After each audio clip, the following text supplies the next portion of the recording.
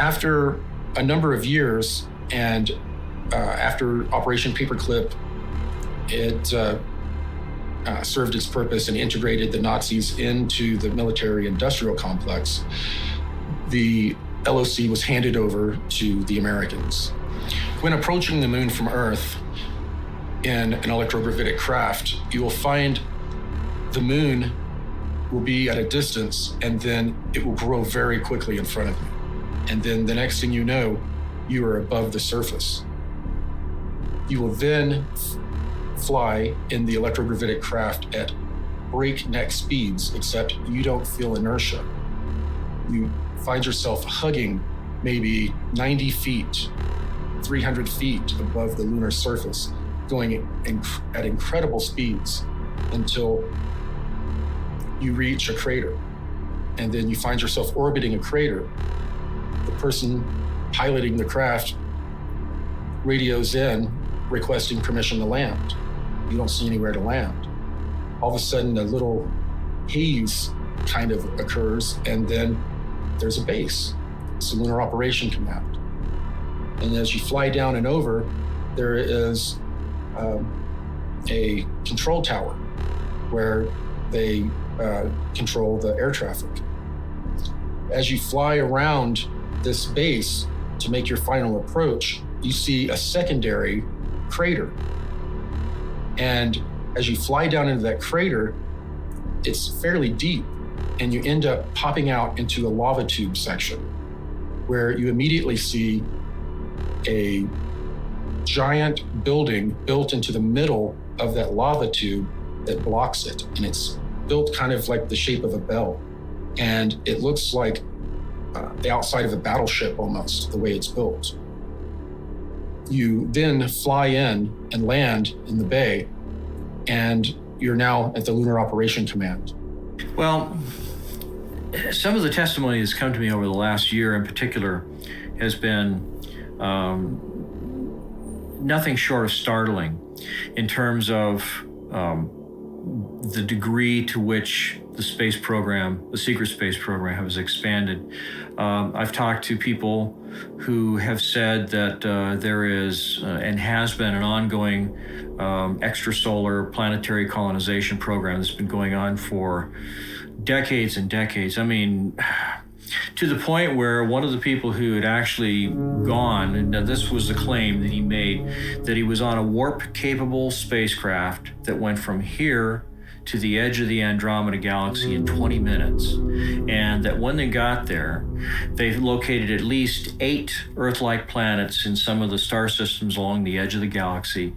And 8 of those planets had human life on them. They were Earth-sized planets with sun-like stars similar to our sun at approximately the same distances. They wound up using some kind of radio telemetry sensors to determine which ones were broadcasting in conventional radio and television signals. They found 2 planets like that, 2 of which were speaking English. And the minute I heard this, I thought, well, this is complete baloney, or this system, this whole program has been going on for a lot longer than anybody would have dreamed. But he described seeing cities and roads and cars and people and conventional clothing speaking English. And there's only one way that that's possible, I mean, other than, parallel universe type of a scenario, and that is that the program's been going on for much, much longer. Right after about the 6-year mark in my 20 and back experience, I found out some very disturbing details that no one on the ship knew about. And, well, almost no one. I was approached by a petty officer Wheeler, someone who I honestly had a crush on, and she used that to her advantage. She needed me and an engineer to help her get into a room, a restricted room, and look into some pods. She wanted to know what was in those pods. She had a bad feeling. Well, we helped her get in, and I was standing watch. She and the engineer opened up one of the pods, and they were cryogenic chambers, and they were full of people that had basically look like they've been filleted and cleaned and sent to the market.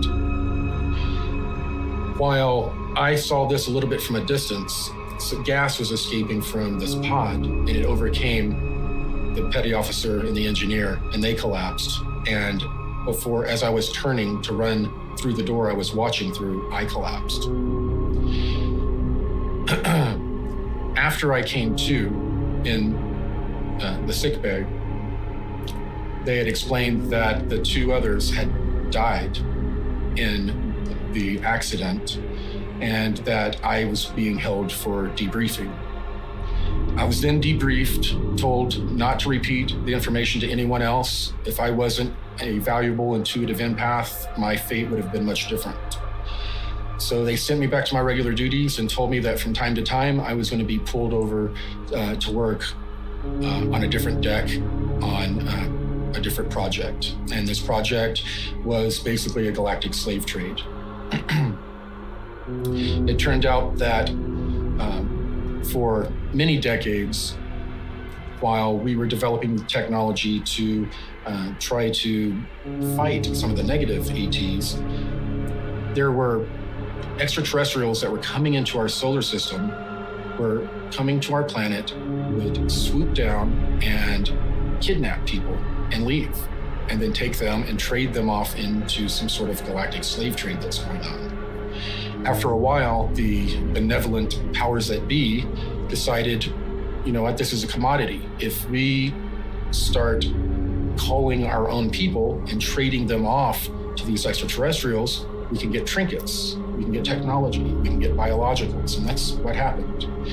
They would trade human beings for biological samples, much like what Emery Smith would end up receiving in his lab and doing different experiments on. And they would also get technology, and they would trade the humans off. The humans would go off to be used in any number of ways. Humans are very coveted. People aren't only leaving to be food for reptilians. You know, that's a small percentage. Most of them are being used for their skills. Humans are very well known for our engineering, our creativity, our ability to bring things from our mind and create them and engineer them.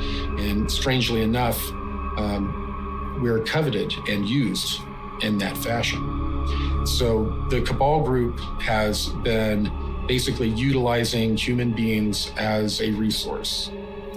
So as little groups of people from all of these different programs started to join and work very quietly and secretly to not only find out the full truth of what was going on, but find a way to combat it.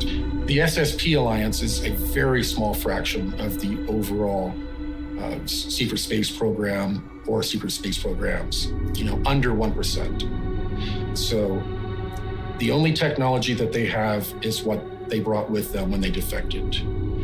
It is a ragtag group that is doing their best to bring full disclosure to humanity. They don't want a slow, protracted disclosure. They want all of these technologies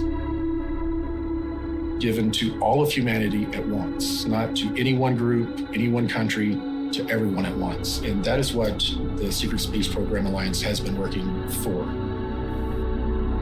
The collective story that these insiders have shared with me is much bigger than where the UFO community had been going up until then, and thus it has utterly revolutionized the whole basic discussion of what everyone is now talking about. Whether they agree with it or not, everyone has had to deal with the concept of the secret space program.